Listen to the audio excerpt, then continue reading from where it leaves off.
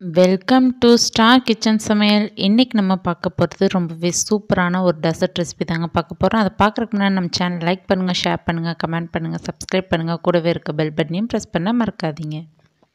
இன்றைக்கி நம்ம பார்க்கக்கூடிய ரெசிபி பார்த்திங்கன்னா ரொம்பவே க்ரீமியான, ரொம்பவே டேஸ்டியான, ரொம்பவே சூப்பரான, ரொம்பவே சிம்பிளான ஒரு டெசர்ட் ரெசிபி தாங்க பார்க்க போகிறோம். குழந்தைங்கள்லேருந்து பெரியவங்க வரைக்கும் எல்லாருக்கும் பிடிச்ச ரொம்பவே டேஸ்டான இந்த ரெசிபியை ரொம்ப சிம்பிளாக செஞ்சிடலாம்.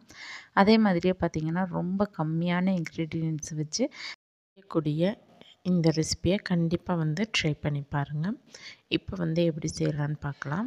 ஃபஸ்ட்டு ஒரு பேன் வச்சுக்கோங்க. பேனில் ஒரு 2 டேபிள் ஸ்பூன் அளவுக்கு நெய் சேர்த்துக்கோங்க. இப்போ பார்த்திங்கன்னா 2 டேபிள் ஸ்பூன் அளவுக்கு நெய் சேர்த்துக்கிட்டோம். இதில் 200 கிராம் அளவுக்கு பாஸ்தா ஆட் பண்ணிக்கோங்க. ஆட் பண்ணிவிட்டு நல்லா அந்த நெய்லேயே நல்லா ரோஸ்ட் ஆகணும். அந்த அளவுக்கு நல்லா மிக்ஸ் பண்ணி விடுங்க. ஒரு 3 மினிட்ஸ் நல்லா அந்த நெய்யெல்லாம் அப்சர்வ் பண்ணணும் அந்த பாஸ்தா. அந்த அளவுக்கு நல்லா மிக்ஸ் பண்ணி விட்டுட்டு இப்போ தனியாக எடுத்து வச்சுக்கலாம். இப்போ இன்னொரு பவுல் வச்சுக்கோங்க. அதில் 1 லிட்டர் அளவுக்கு ஃபுல் க்ரீம் மில்க் பால் எடுத்துக்கோங்க. இதில் நம்ம ரோஸ்ட் பண்ணி வச்சுருக்கக்கூடிய பாஸ்தாவையும் ஆட் பண்ணிக்கோங்க.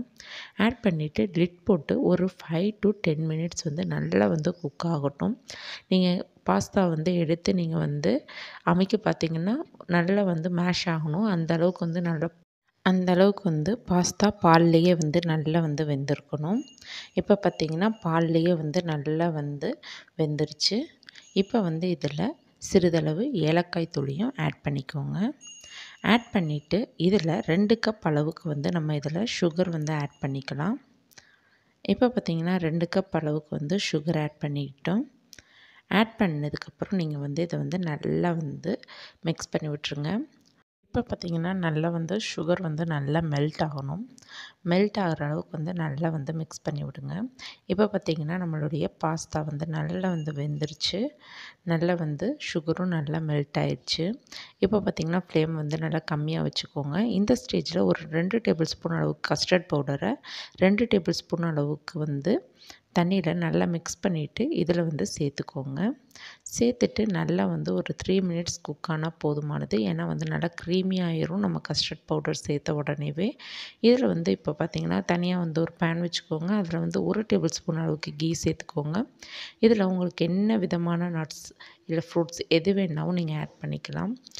டியூட்டி ஃப்ரூட்டி இல்லை செர்ரி இது மாதிரி நீங்கள்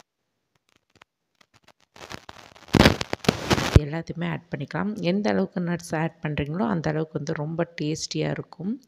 இப்போ பார்த்திங்கன்னா இது கூட தேவையான நட்ஸை ஆட் பண்ணிக்கிட்டோம். ஆட் பண்ணிவிட்டு நெய்யில் நல்லா ரோஸ்ட் ஆனதுக்கப்புறம் இப்போ நம்ம செஞ்சு வச்சுருக்கக்கூடிய அந்த பாஸ்தாவில் ஆட் பண்ணிக்கலாம். இப்போ நீங்கள் இதை சூடாக கூட சர்வ் பண்ணலாம். அப்படி நீங்கள் சூடாக சர்வ் பண்ணிங்கன்னா நம்மளுக்கு நார்மலாக நம்ம சாப்பிடக்கூடிய பாயசம் மாதிரி இருக்கும். ஆனால் நல்லா 2 ஹவர்ஸ் நீங்கள் நல்லா ஃப்ரிட்ஜில் வச்சுட்டு அதுக்கப்புறம் எடுத்து சாப்பிட்டிங்கன்னா ரொம்ப க்ரீமியாகவும் இருக்கும். சூப்பரான ஒரு ரிச்சான ஒரு டெசர்ட் உங்களுக்கு கிடைக்கும். கண்டிப்பாக அந்த ரெசிபியை ட்ரை பண்ணி பாருங்கள். வேறு லெவலில் இருக்கும். கண்டிப்பாக நீங்கள் ட்ரை பண்ணி பார்த்தீங்கன்னா தான் இது டேஸ்ட் உங்களுக்கு தெரியும். கண்டிப்பாக ட்ரை பண்ணி பார்த்துட்டு உங்கள் ஃபீட்பேக் கமெண்ட்டை சொல்லுங்கள். தேங்க்யூ.